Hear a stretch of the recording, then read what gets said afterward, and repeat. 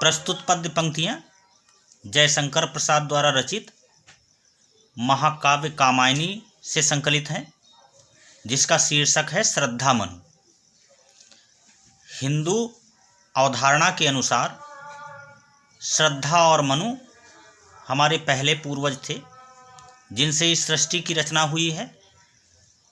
ठीक उसी प्रकार मुस्लिम अवधारणा के अनुसार आदम और ईव पहले पूर्वज थे, जिनसे सृष्टि का संचार हुआ। तो इन पंक्तियों में श्रद्धा मनु से कहती है कि आप इतने क्यों परेशान दिखाई दे रहे हैं। और इन पंक्तियों को देखें।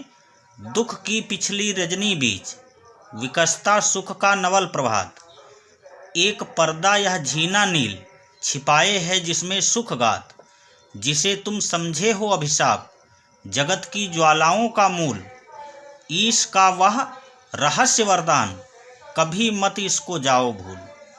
इन पंक्तियों का अर्थ है कि श्रद्धा मनु से पूछती है और कहती है कि आप इतने परेशान क्यों दिख रहे हैं।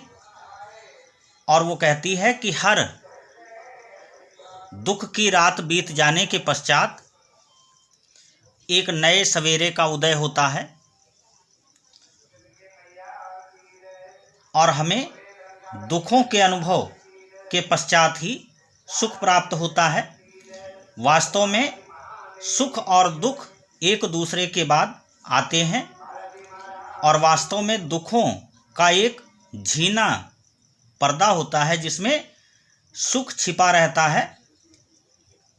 श्रद्धा फिर कहती है कि हे तपस्वी, जिस प्रलय को तुम संसार के दुखों का कारण समझते हो वह परमेश्वर के रहस्यों से भरा हुआ है।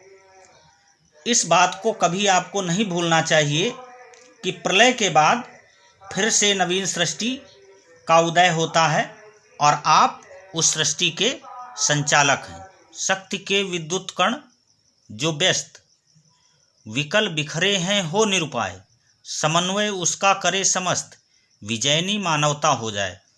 तो इन पंक्तियों में श्रद्धा मनु से कहती है कि प्रलय में सृष्टि का नाश हो गया है, परंतु इससे आपको निराश नहीं होना चाहिए।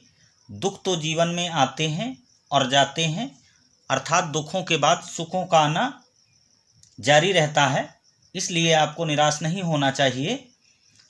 और वो कहती है कि शक्ति के विद्युत कण जो प्रलय में बिखर गए हैं, जिनके कारण आप निराश हो रहे हैं, उनका आपको फिर से समन्वय करना होगा तथा उनका समुचित प्रयोग करना होगा। और ऐसा करने से ही इस विनाश पर मानवता की विजय निश्चित हो सकती है।